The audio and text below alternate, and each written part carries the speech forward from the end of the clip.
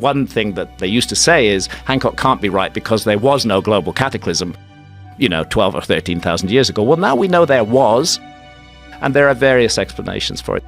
Right at the epicenter of this cataclysm was a civilization that we would regard as advanced, not a simple hunter-gatherer civilization, which was utterly wiped out in this cataclysmic event. Graham Hancock's interpretation of the Piri Reis map, created in 1513 by the Ottoman admiral and cartographer Piri Reis, presents a fascinating narrative about the knowledge of ancient civilizations. The map, discovered in 1929 in the Topkapi Palace in Istanbul, Turkey, has only about 1/3 of its original content preserved. Despite this, the map's detail and coverage, including parts of Europe, North Africa, and the Brazilian coast, are noteworthy. The scale of the map is inconsistent, a common feature in early cartography, and it includes various annotations and illustrations. This is a very neglected area of the world as far as deep and ancient archaeology goes. If you're going to propose a lost civilization, there are certain preconditions. Piri Reis himself indicated that the map was compiled using various earlier sources, including charts from Christopher Columbus and possibly older maps, which might have included Western and Eastern, including Arabic, navigational charts. Hancock's interpretation of the map primarily focuses on its depiction of the Antarctic coastline. He claims that the map shows the northern coastline of Antarctica in a largely ice-free state, which, according to him, last occurred more than 6,000 years ago. This assertion, if true, would imply a significant historical anomaly, suggesting that ancient seafarers might have charted Antarctica long before it was officially discovered. However, this interpretation is contentious. Critics argue that the so-called Antarctic coast could be a misrepresentation or misinterpretation of the South American coast, or even an imaginative addition, not uncommon in early cartography. In 1513, when Piri Reis drew the map, Antarctica had not been discovered. In fact, it wasn't discovered until 1880 by our civilization. It incorporates highly accurate relative longitudes. To do longitudes accurately on maps requires a chronometer, a marine chronometer that will keep accurate time at sea. And again, this was something that our civilization couldn't do until the late 18th century. Another intriguing aspect of the Piri Reis map, according to Hancock, is its accuracy in longitude in certain sections. He posits that this level of accuracy indicates a more advanced knowledge of navigation and geography than what was available at the time. However, this claim is debated by scholars who argue that the accuracies could be coincidental or exaggerated, since accurate methods for measuring longitude were not developed until the 18th century. Hancock also suggests that the map depicts mountain ranges in Antarctica, which were unknown and under ice until recent times. This, he believes, further points to ancient knowledge of geography. Critics, however, counter that these features could be inaccuracies, such as misdrawn coastlines or symbolic illustrations, rather than representations of actual geographical features. Graham Hancock's hypothesis about advanced ancient knowledge, particularly as seen through the lens of ancient maps like the Piri Reis map, certainly stirs up a conversation about our understanding of historical and archaeological knowledge. Hancock points out that these maps display a level of geographical detail that seems remarkably accurate, especially when you consider the time they were created. For example, the Piri Reis map, which includes detailed coastlines and island locations, seems to suggest a level of knowledge that surpasses what was known or should have been possible at the time. It's quite intriguing, really. One of the more captivating aspects of Hancock's theory is the suggestion that some of these maps show features that were not officially recognized until much later. Well, this map was drawn in 1813. It's the Pinkerton World Map, and it's based on the latest science available in 1813. So Antarctica isn't there. Why isn't Antarctica there? Because it's an honest map. They hadn't discovered it in 1813. So it's very odd, in my view, that Antarctica appears on much older source maps, which themselves are based on even older source maps.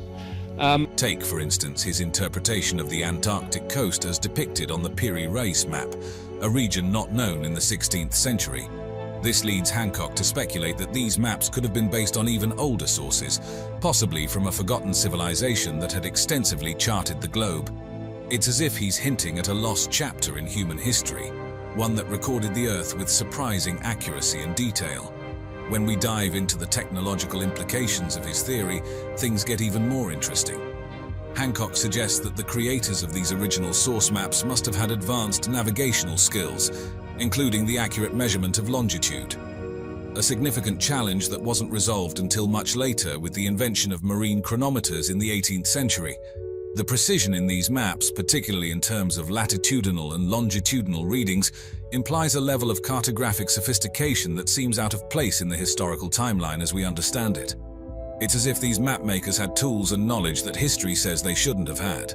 Graham Hancock's ideas about the loss and transmission of ancient knowledge are quite captivating, weaving together a narrative that stretches across time and civilizations. He proposes that a wealth of geographical knowledge, once possessed by an advanced ancient civilization, was largely lost due to cataclysmic events or perhaps the gradual decline of this civilization. It's a navigational device. It's a geared, cogged system that allows you to track the passage of time and figure out where you are. Again, that testifies to a lost navigational skill that we have not taken account of before. It's a thought-provoking idea, suggesting that what we know of our past might just be the tip of the iceberg. Hancock believes that some remnants of this knowledge managed to survive and eventually influence the cartographic work of later civilizations, including those in the medieval and Renaissance periods. Hancock delves into how this information could have been passed down. He suggests a variety of channels, including oral traditions, mythological texts, and even surviving cartographic materials, which later mapmakers like Reis might have used. Imagine, for a moment, ancient mariners passing down stories of distant lands and seas, with these tales eventually finding their way into the maps and charts of later generations. One of the more intriguing aspects of Hancock's hypothesis is his connection with myths and legends from different cultures around the world. He often draws parallels between these stories and the idea of advanced prehistoric knowledge and global cataclysms, such as the Great Flood narratives found in many cultures. In Hancock's view, these myths and legends aren't just fanciful stories, they're potential historical records, allegorical but based on real events and knowledge from these lost civilizations. It's a narrative that challenges us to think beyond conventional historical accounts, suggesting that our ancestors might have known far more about the world than we give them credit for. You see, the one thing there's no dispute about anymore is that the Younger Dryas was a cataclysm. The megafauna that die off, the disruption of human activity that takes place at that time, the huge climate changes, this was a cataclysm by any standards. Where the argument still goes on is what caused the cataclysm. Graham Hancock has this really interesting, if somewhat controversial, hypothesis about a global cataclysm that he believes occurred around 10,600 BCE. He suggests that Earth was hit by a comet or a series of comet impacts at this time, leading to massive environmental and climatic upheavals worldwide. This idea is particularly interesting because he links it to the Younger Dryas period, a well-documented era of abrupt climate change that started around 12,900 years ago and lasted for about 1,300 years. The Younger Dryas is known for a sudden shift back to colder and drier conditions following a period of warming after the last ice age. Hancock posits that this comet impact could have been the trigger for this dramatic climatic shift. What's intriguing is how Hancock uses ice core samples from Greenland and Antarctica to support his theory. These ice cores, which provide a detailed record of past temperatures and atmospheric compositions, show evidence of a rapid climatic change during the Younger Dryas. He sees this as a smoking gun, indicating a major impact event. He also points to geological evidence like sediment layers that show signs of sudden environmental changes, further supporting his comet impact theory. We see all the megafauna dying off suddenly and rapidly. We see rises in sea level. We see a huge collapse in global temperature. What is becoming clearer and clearer is that the evidence that a comet was behind it is extremely strong. But Hancock doesn't stop there. He goes on to suggest that this hypothesized comet impact had profound effects on both flora and fauna, including contributing to the extinction of many large mammal species during what's known as the Pleistocene megafauna extinction. The changes in vegetation and ecosystems, he argues, would have had cascading effects on wildlife and human populations alike. For human societies, Hancock believes this event was catastrophic, causing significant disruptions and leading to the loss of advanced knowledge and cultural practices of prehistoric civilizations. It's like he's suggesting a kind of cultural amnesia, where societies forgot the advancements they had made. And then there's this fascinating idea that survivors of this cataclysm might have passed on fragments of their advanced knowledge to other cultures, influencing the development of future civilizations. It's a narrative that makes you wonder about the connections between ancient civilizations and how knowledge could have been transferred across generations and geographies in ways we might not fully understand. Anuradhapura, one of Sri Lanka's most significant historical cities, was the capital of an ancient empire that ruled the region for over 1,000 years. Known as the Land of Kings, it was a center of Sri Lankan culture and home to magnificent Buddhist monuments. Among its ruins is the 40-acre Ranmasu Uyana, or Golden Fish Park, a royal garden with lush pathways, pools, and engraved illustrations. However, the most intriguing feature of this park is not a monument, but an enigmatic carving known as Sakwala Chakraya, or the universe cycle, which remains one of the most mysterious ancient artifacts not only in Sri Lanka, but globally. So what is Sakwala Chakraya? Who built it and why? We'll break it down and uncover Sakwala Chakraya's hidden secrets. Sakwala Chakraya is a 6-foot-wide carving made up of 7 concentric circles, divided by vertical and horizontal lines, filled with crossed circles and other symbols. The outer ring depicts various marine animals. Despite its intricate design, archaeologists and historians are baffled by its origins and purpose. It stands out among the other carvings in Anuradhapura, as it bears no resemblance to traditional Buddhist iconography found elsewhere in Sri Lanka or the world. This anomaly has left experts wondering how it came to exist in a city filled with monuments from the Anuradhapura Empire, which began in 377 BCE. What makes Sakwala Chakraya even more puzzling is that it is absent from historical records meticulously kept by the Anuradhapura Empire and Buddhist monasteries. These records provide detailed accounts of the empire's architecture, religious practices, and daily life, yet they do not mention the creation, function, or even existence of Sakwala Chakraya. Some scientists have speculated that the carving could be up to 6,500 years old, possibly making it one of the world's oldest. One of the earliest studies on Sakwala Chakraya was conducted by British archaeologist H.C.P. Bell in 1911. Bell theorized that the carving represented Buddhist notions of the universe, describing its concentric circles and surrounding symbols as representations of cosmic elements. However, this explanation fell apart when researchers noted that the carving's design did not match any known Buddhist universe depictions, which prompted further speculation.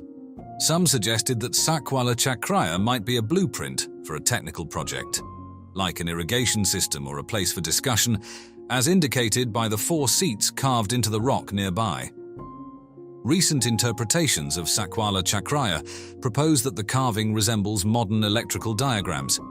The concentric circles may represent electromagnetic waves, while symbols resembling satellite antennas and circuit components have sparked theories that the carving could be an ancient electrical blueprint.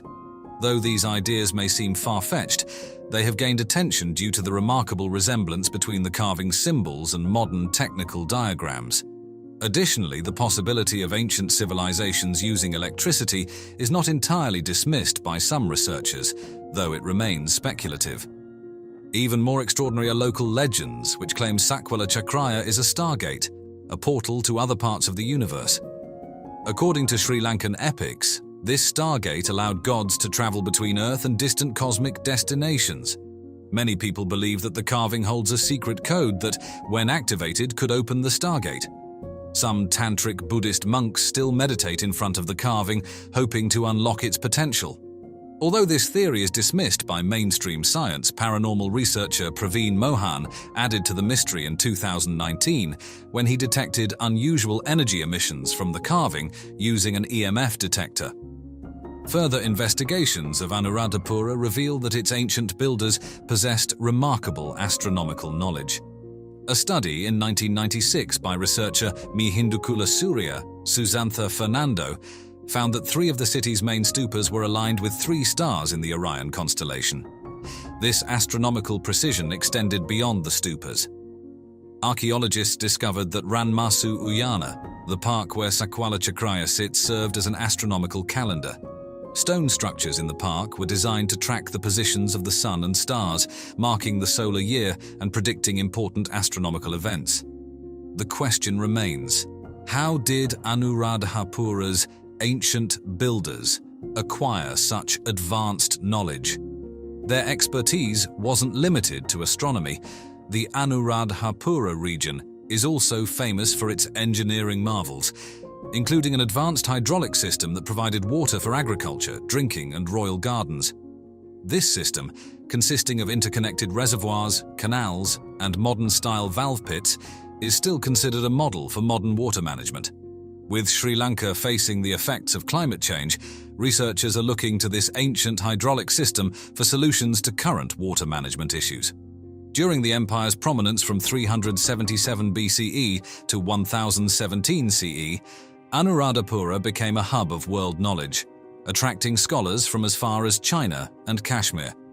Visitors came to study texts and receive guidance from sages on subjects like science, engineering, agriculture, and philosophy. Interestingly, archaeological evidence suggests that a thriving settlement existed in Anuradhapura centuries before the empire officially began. This raises questions about the origins of this advanced civilization and how it acquired such profound knowledge. One possible clue lies in the great South Asian epic, the Ramayana. Composed between the 8th century BCE and the 3rd century CE, it tells the story of the Indian prince Rama and his battle with the evil king Ravana of Lanka. While Ravana is portrayed as the antagonist in the Ramayana, Sri Lankan sources view him differently, as an extraordinary leader of an advanced civilization. Ravana was said to be a scholar, inventor, and legendary scientist who wrote about medicine and astrology. According to legend, he possessed advanced technologies, including the Pushpaka Vimana, a flying machine described as a chariot resembling a bright cloud in the sky. Ravana's reign is said to have been one of great prosperity, with tales of even the poorest households eating from golden pots. For Sri Lankans, Ravana is not a mythical figure, but a real king who ruled thousands of years ago, around 7,000 years before the present day, according to the Ramayana. This raises the question, how could Ravana have had access to advanced technologies like flying machines, cures for diseases, and astronomical knowledge far ahead of his time? Some believe that the answers to these questions can be found at the incredible archaeological sites around Anuradhapura. One of the most famous of these is Sigiriya, a fortress built atop a 600-foot column of rock, located about 45 miles from Anuradhapura. Sigiriya was a marvel of ancient engineering, complete with a palace, landscaped gardens, and a massive pool. Archaeologists believe the fortress was in use at least 1,500 years ago, but the scale of the construction still baffles researchers. The builders of Sigiriya are said to have moved over 3 million bricks to the top of the rock, which seems impossible without modern technology. Additionally, the 90-foot-long water tank atop the rock was carved out of solid granite, and despite droughts or heavy rains, it never dries up or overflows. This engineering feat has baffled scientists, leading some to speculate about how the ancient builders could have achieved such precision with primitive tools. According to ancient Sri Lankan sources, Sigiriya was built by the gods as an impregnable fortress for King Ravana. In 1907, archaeologists discovered a massive picture gallery of paintings in the caves around Sigiriya. These paintings depicted figures emerging from clouds and carrying various objects, sparking theories that they might represent the gods or perhaps extraterrestrial visitors who helped Ravana build his fortress. The story of Sakwala Chakraya comes into play again when considering these legends. Some believe that the Stargate referenced in local myths was not just depicted in the carving, but was actually constructed at Sigiriya, allowing Ravana's visitors from the sky to travel to and from Earth. If these gods were extraterrestrial visitors, it might explain Ravana's advanced knowledge and technological capabilities, including the Pushpaka Vimana flying machine. About 60 miles from Sigiriya lies another intriguing site, Danigala Circular Rock, known to locals as Alien Mountain due to frequent UFO sightings. According to legend, Danigala was the site of Ravana's aviation headquarters, where he landed and launched his flying machines. Locals believe that the knowledge of flight Ravana possessed came from the visitors from the sky, and that Danigala served as a landing pad for their crafts. In modern times, hundreds of UFO sightings have been reported at Danigala, adding to its mystique. As research continues, the mystery surrounding Anuradhapura, Sigiriya, and Sakwala Chakraya deepens. The discovery of the Tiwanaku and Pumapunku archaeological sites near Lake Titicaca in western Bolivia is one of the most intriguing chapters in the annals of archaeology. The handiwork of humans is clearly evident in this site.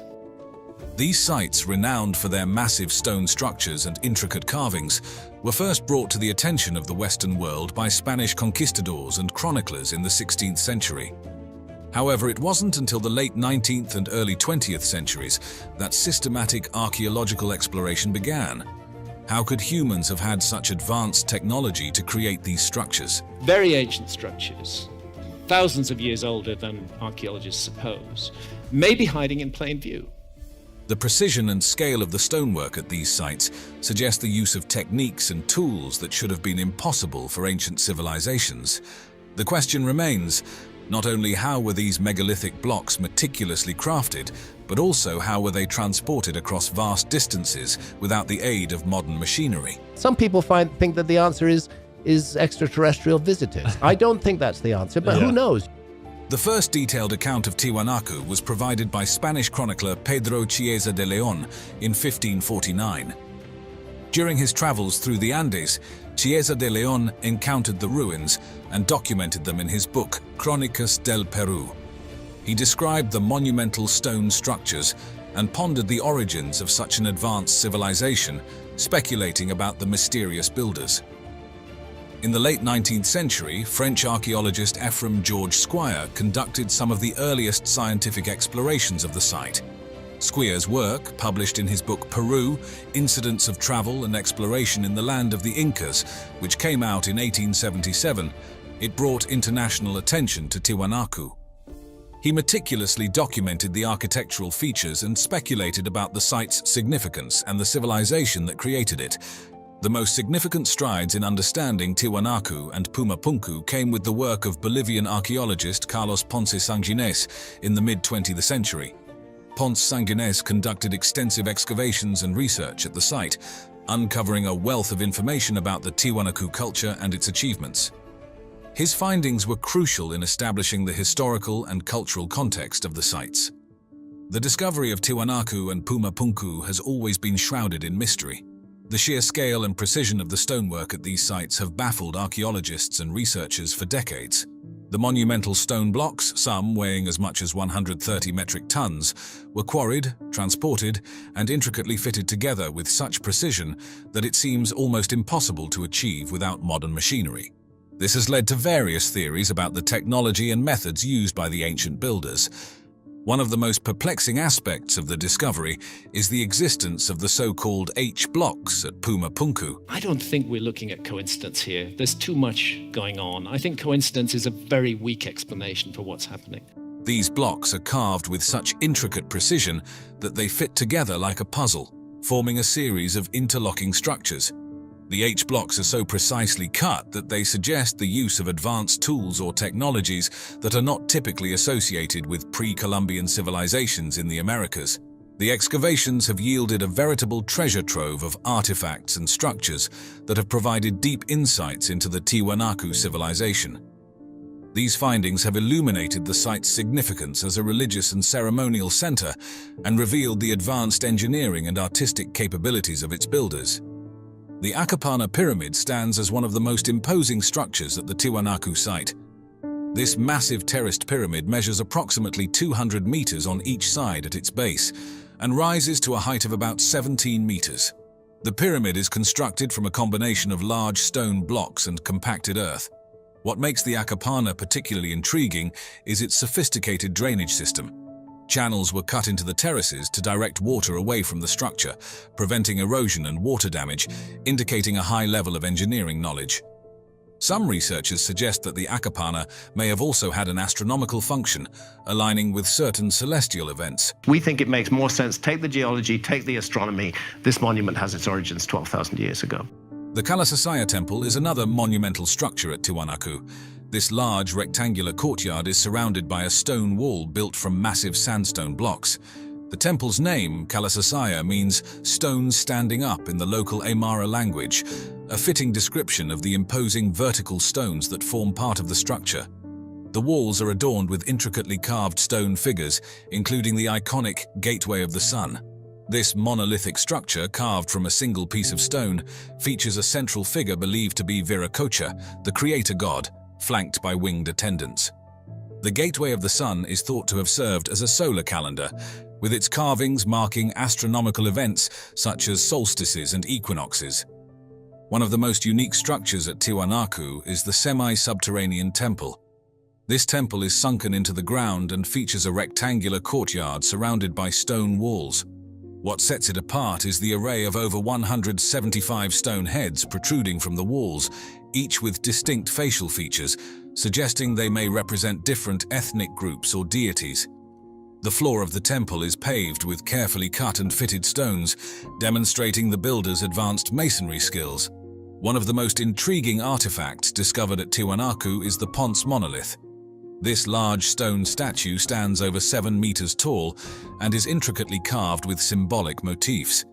The statue depicts a humanoid figure holding a ceremonial cup in one hand and a staff in the other, adorned with complex geometric patterns and mythological imagery. The detailed carvings on the Ponce monolith are believed to represent religious symbols and may provide insights into the Tiwanaku cosmology and belief system. The stone blocks used in the construction of Tiwanaku and Pumapunku are truly monumental. Some of the largest stones at Pumapunku weigh up to 130 metric tons and measure as much as 7.8 meters long, 5.2 meters wide, and about 1 meter thick.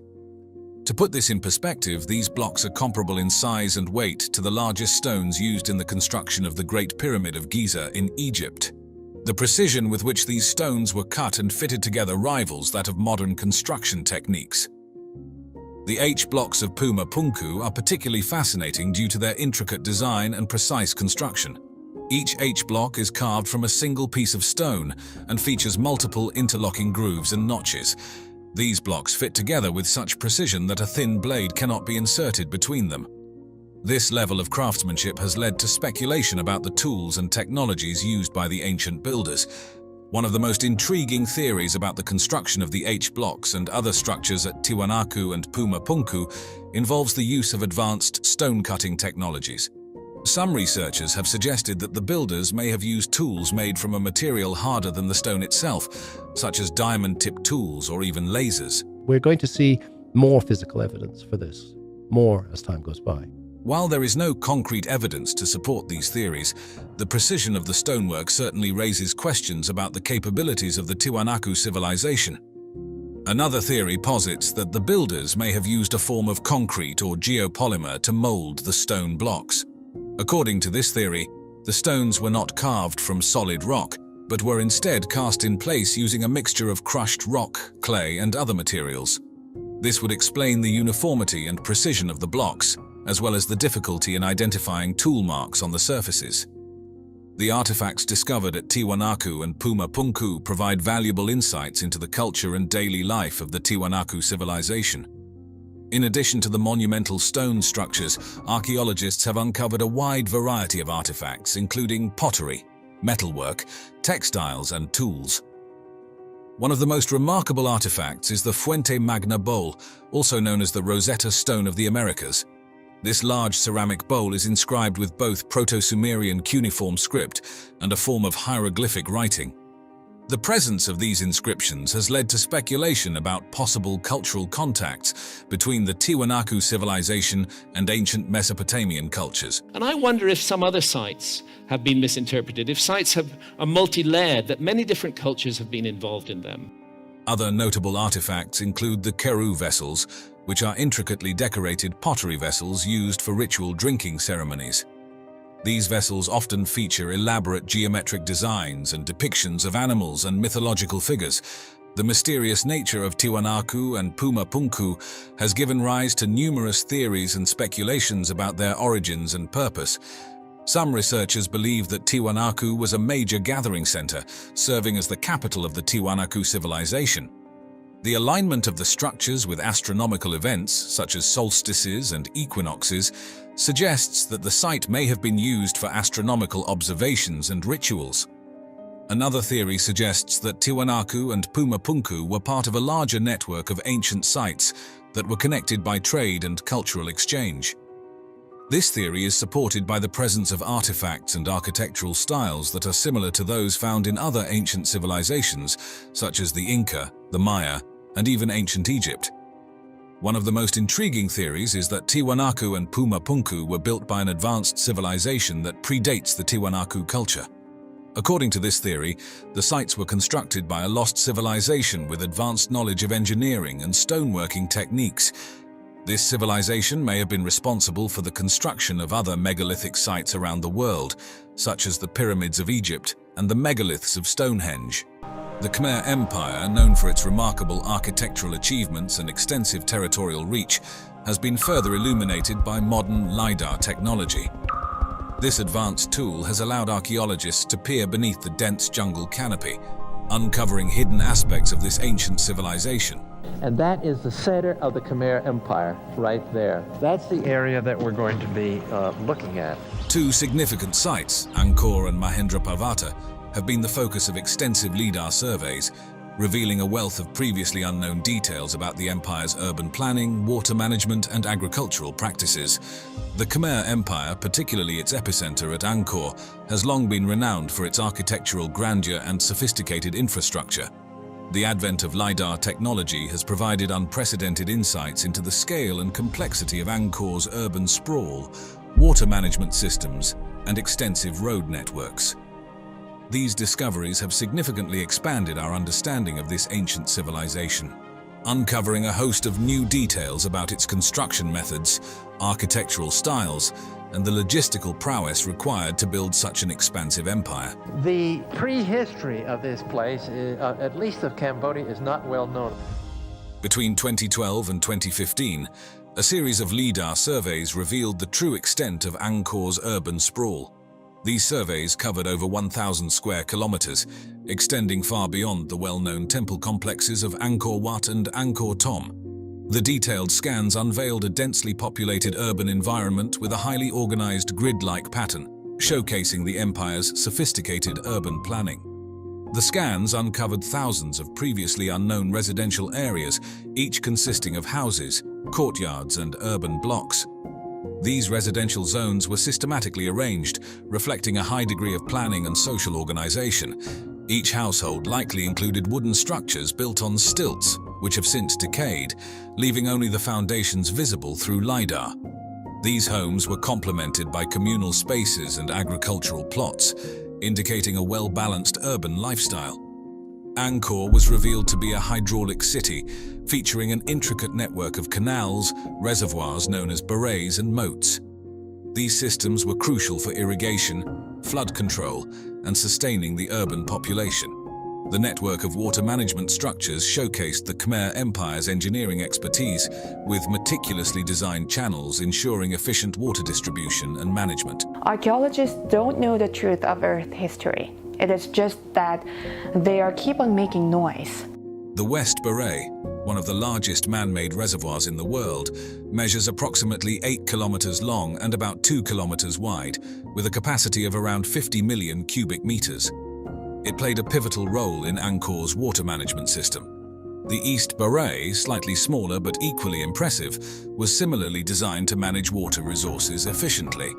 These barrays not only served practical purposes, but also held significant religious and symbolic meanings. The construction of these waterworks involved elaborate spillways, dikes, and water channels. The spillways were engineered to manage water flow during the rainy season, preventing floods and ensuring a stable water supply year-round. The dikes and channels were constructed using massive sandstone blocks, each weighing several tons. These blocks were quarried from the Kulen Mountains, approximately 40 kilometers away, and transported to Angkor through a combination of riverine and overland routes. LiDAR technology has also revealed a network of ancient highways radiating from Angkor, connecting it to other major centers within the Khmer Empire. These roads were meticulously planned and constructed, reflecting the empire's emphasis on connectivity and control.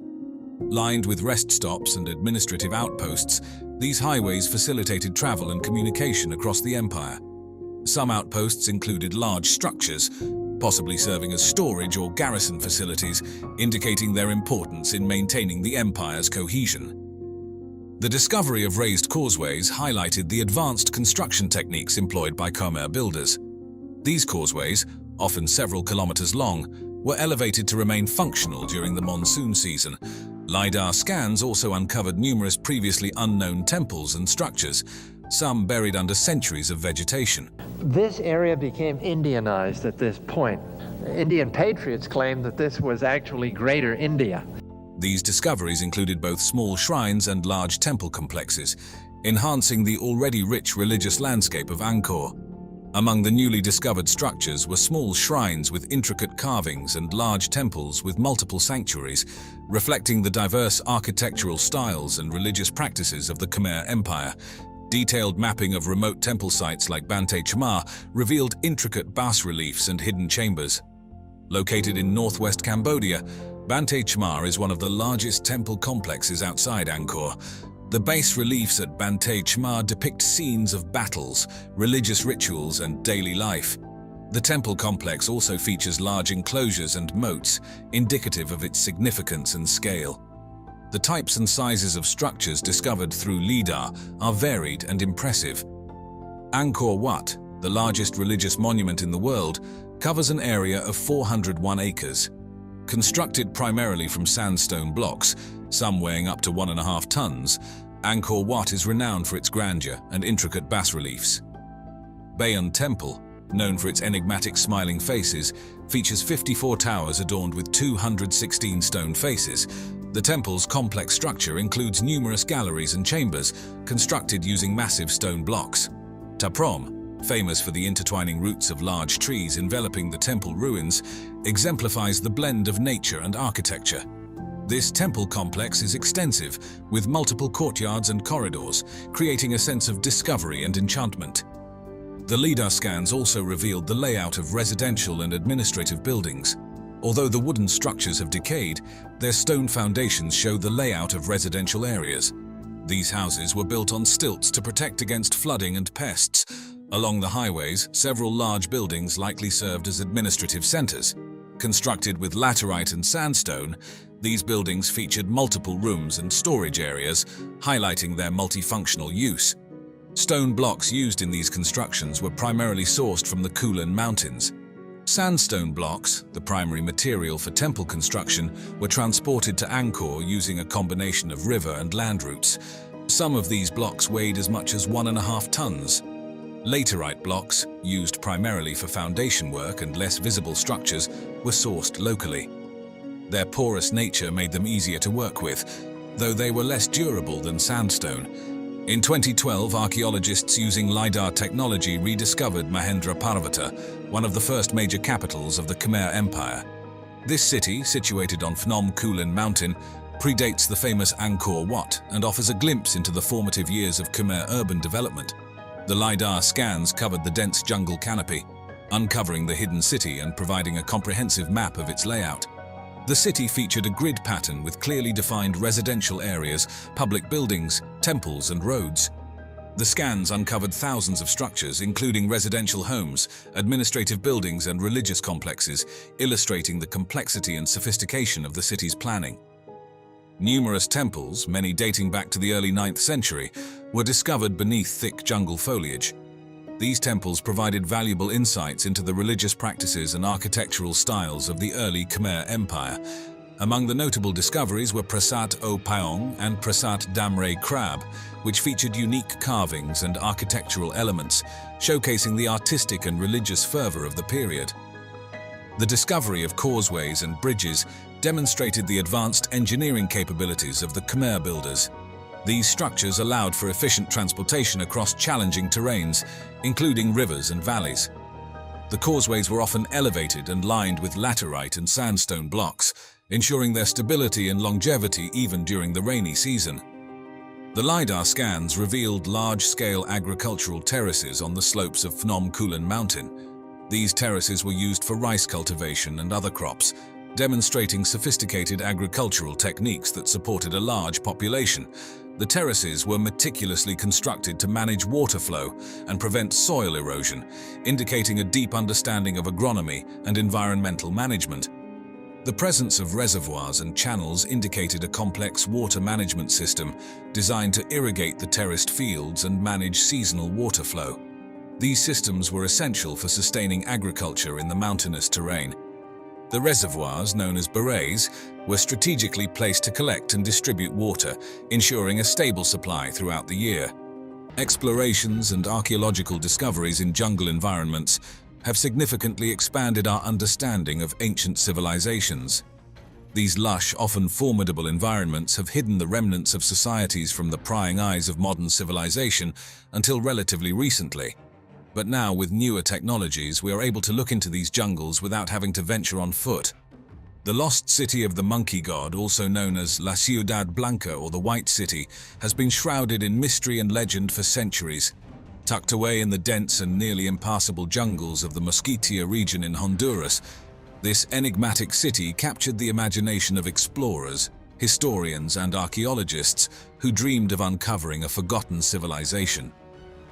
It first came into the limelight with aerial photographs in 1939 suggesting its existence, but it was not until the use of LiDAR technology in 2012 that significant discoveries were made.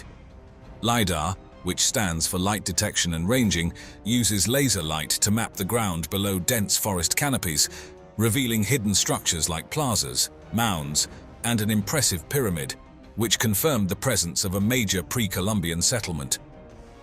Further explorations on the ground uncovered stone sculptures with Maya-like iconography, intricate terraces likely used for agriculture, and large communal plazas, all suggesting a bustling ancient community.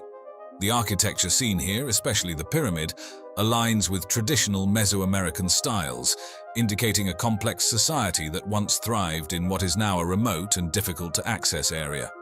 The city's location, deep within the Mosquitia's diverse yet hostile rainforests, shielded it from modern looters and remained a daunting challenge for archaeologists due to the harsh conditions. Local myths have added to the allure of La Ciudad Blanca, with tales suggesting the area is protected by supernatural forces and cursed, a narrative possibly rooted in the indigenous reverence for their spiritual and cultural heritage. This has given rise to various names for the city, including the City of the Monkey God, where legend has it that a giant simian deity resided. The comparison of this site to Machu Picchu, discovered by Hiram Bingham in 1911, highlights stark differences.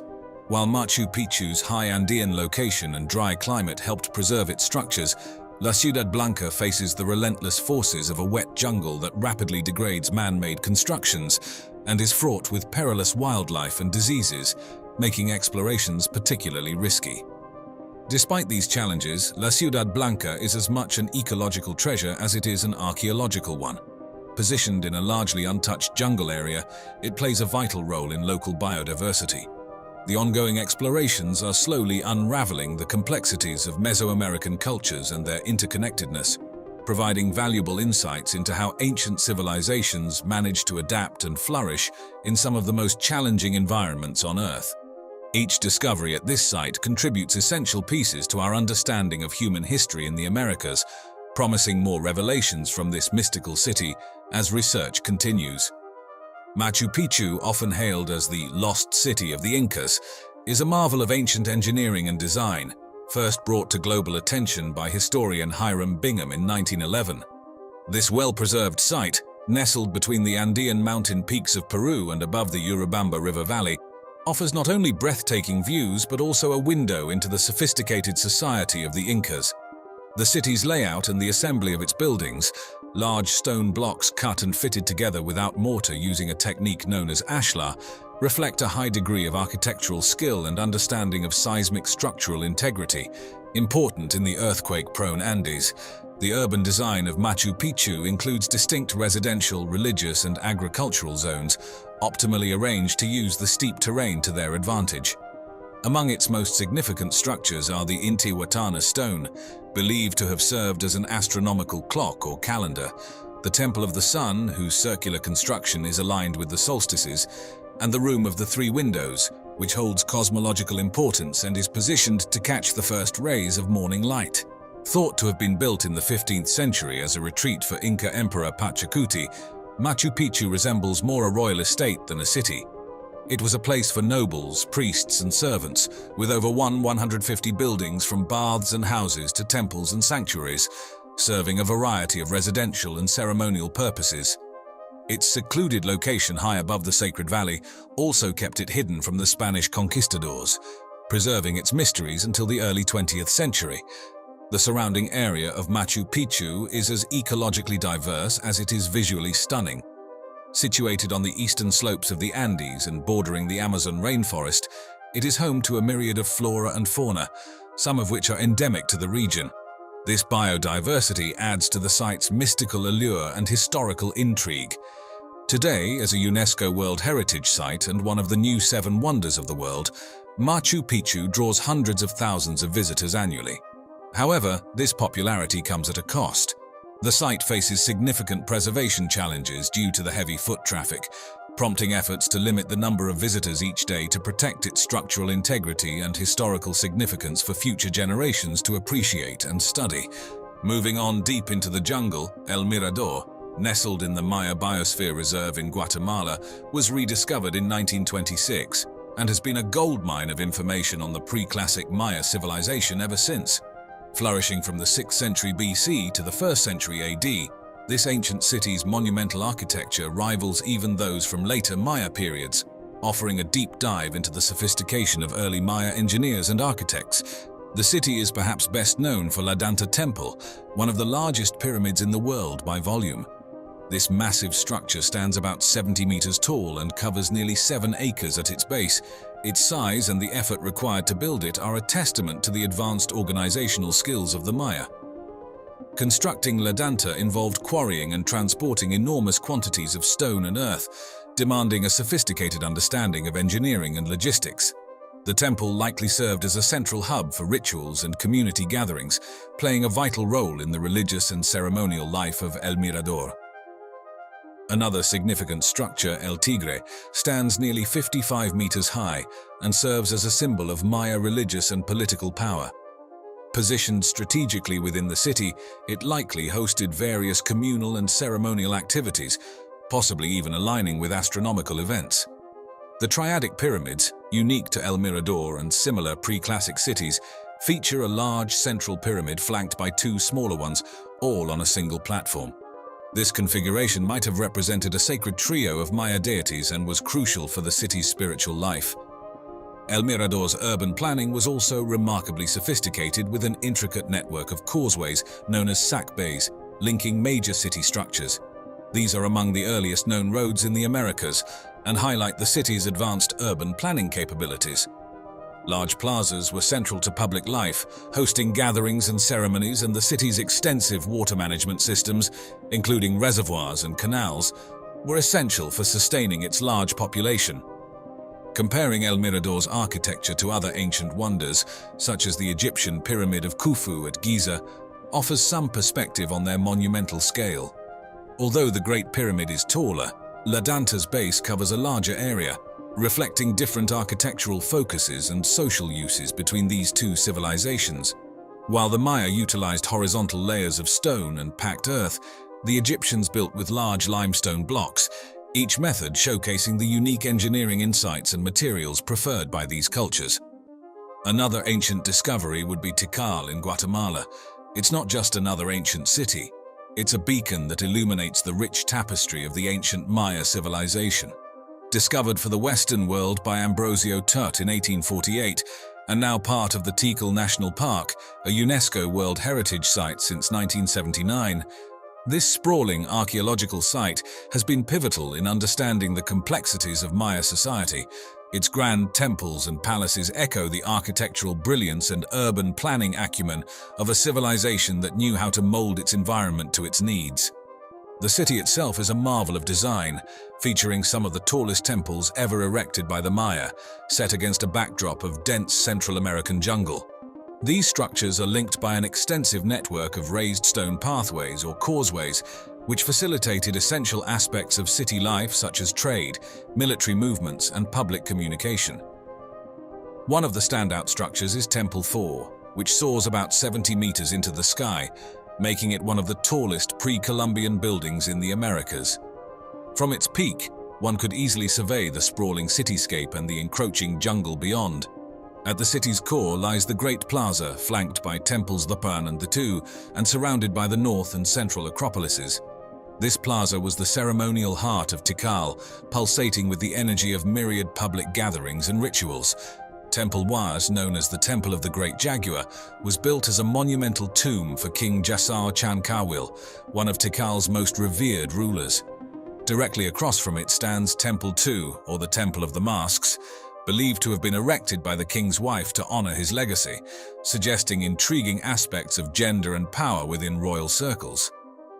When compared to Teotihuacan in Mexico, with its rigid urban grid and massive pyramids like the pyramids of the sun and the moon, Tikal presents a contrasting image. Its city plan harmoniously blends into its jungle environment, and its temples reach towards the sky as if to touch the divine. This difference in architectural philosophy highlights the diversity in Mesoamerican urban planning and religious expression. Preserving such a magnificent site is no small feat. Tikal's remote location and humid tropical climate pose continuous threats from vegetation overgrowth and structural decay, challenging conservationists who must tread the fine line between maintaining archaeological integrity and supporting the natural ecosystem that has reclaimed these ruins. Through ongoing excavation and research, it remains a crucial site for archaeologists and historians eager to delve deeper into the pre-Columbian past of the Americas, offering new stories and insights that gradually piece together the complex mosaic of human history in this lush region. Located in the Petén Basin of Guatemala, Tikal sits in the dense jungles of northern Guatemala and forms part of the Tikal National Park, a UNESCO World Heritage Site. This ancient city is one of the largest and most significant archaeological sites of the pre-Columbian Maya civilization. At that time, Tikal was thought to be the biggest Maya city and stayed that way for a while. Flourishing between 200 and 900 AD during the classic period of Maya history, Tikal was a major political, economic, and military center. At its peak, the city had an estimated population of between 50,000 and 100,000 people. These were not empty cities, there were actually thousands upon thousands of people living there. The discovery of Tikal dates back to 1848 when Ambrosio Tut, the governor of Petén, was informed about the ruins by local indigenous people. These locals had largely abandoned the site due to its remote location in the dense jungle. Recognizing the potential significance of these ruins, Tut organized an expedition to explore the area.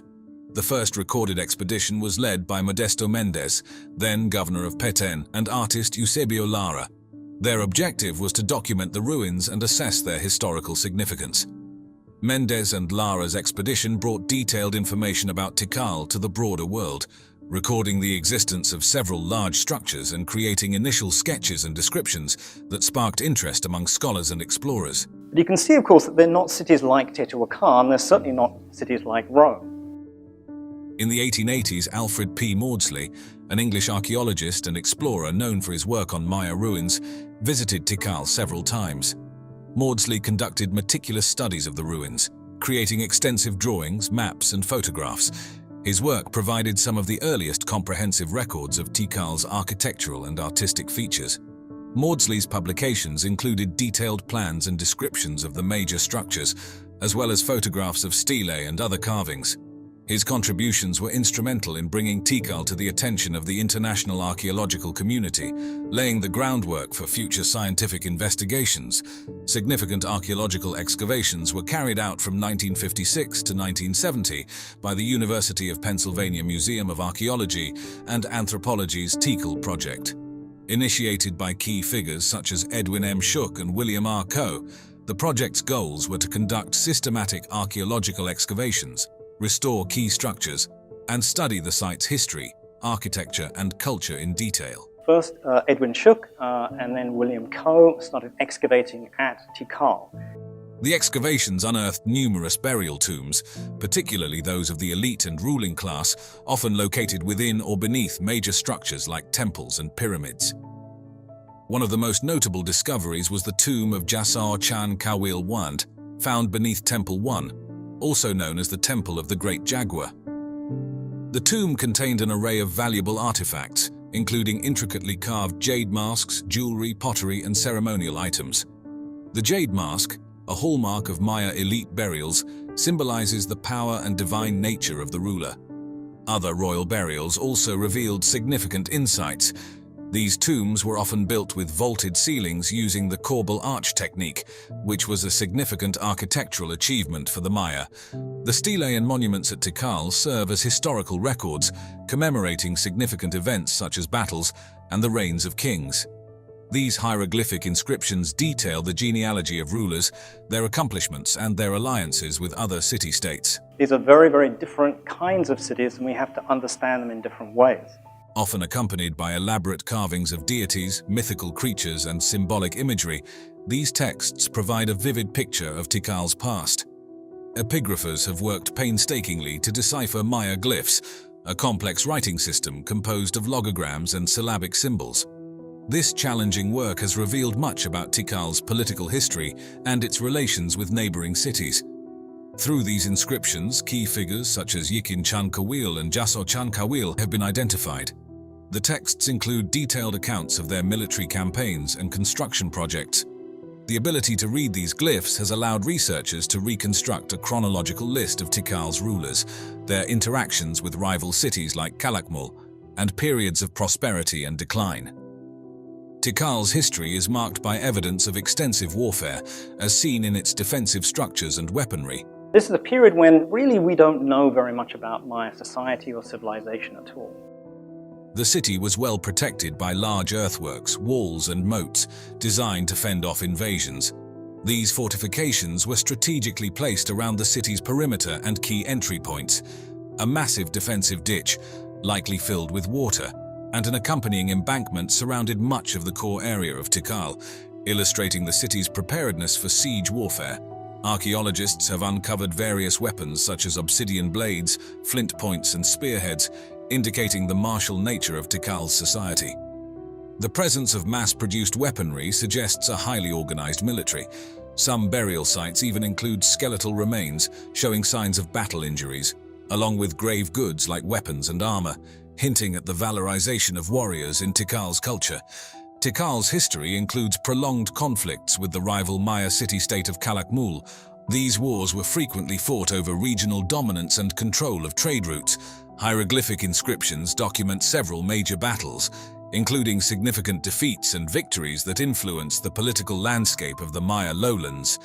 Tikal, in the dense jungles of northern Guatemala, is a marvel of ancient architecture and engineering. One of its most iconic structures is the Temple of the Great Jaguar, or Temple 1, which stands at approximately 47 meters tall. Built around 732 AD to honor Jasar Chan Kawil I, a significant ruler of Tikal, this pyramid also served as his tomb. The temple features a steep staircase leading to a small, roof-combed shrine at the summit. The roof comb is intricately decorated with stucco sculptures. The alignment of Temple 1 suggests it was used for astronomical observations, particularly during important solar events. Directly opposite Temple 1 on the western side of the Great Plaza is the Temple of the Masks, or Temple 2. This pyramid, standing at approximately 38 meters tall, was likely built to honor the wife of Jasar Chan Kawil I, though her tomb has not been definitively identified. Temple 2 is known for the large, sculpted masks that adorn its stairways, thought to represent deities or mythological figures. The tallest structure in Tikal is Temple 4, which reaches approximately 70 meters into the sky. Completed around 741 AD during the reign of Yikin Chan Kawil, the son of Jasar Chan Kawil I, this temple offers panoramic views over the jungle canopy, extending to the horizon. This height not only provided a vantage point for observing celestial events, but also symbolized the ruler's connection to the heavens. The roof comb of Temple 4 is particularly elaborate, featuring carvings and stucco work that once depicted scenes of the ruler's power and divinity. The central acropolis at Tikal served as a complex of interconnected structures functioning as royal palaces and administrative buildings. This area includes multiple courtyards, narrow corridors, and stairways connecting various residential and administrative rooms. Equally significant is the North Acropolis, a ceremonial complex featuring numerous pyramids and temples, serving as the main burial ground for Tikal's elite. The North Acropolis is densely packed with temples, shrines, and tombs, each constructed over previous structures in a tradition of continuous building. Tikal is renowned for its stelae and altars, intricately carved with images and hieroglyphic texts. These monuments commemorate significant events and rulers in Tikal's history, often depicting kings and queens, battles, and important dates. The hieroglyphic texts on these stelae have been crucial in understanding the political and social history of Tikal and the broader Maya civilization. Elevated roads, known as causeways or sakbiob, connected different parts of the city, demonstrating advanced urban planning. Constructed with limestone and featuring retaining walls to prevent erosion, these causeways facilitated trade, communication, and movement within the city. Tikal's extensive water management system, including reservoirs and canals, indicate their engineering intelligence. These systems collected and stored rainwater, ensuring a reliable water supply throughout the year, even during dry seasons. The ability to manage water resources effectively supported Tikal's large population and complex urban environment. One intriguing theory is that the layout of Tikal was influenced by celestial events and constellations.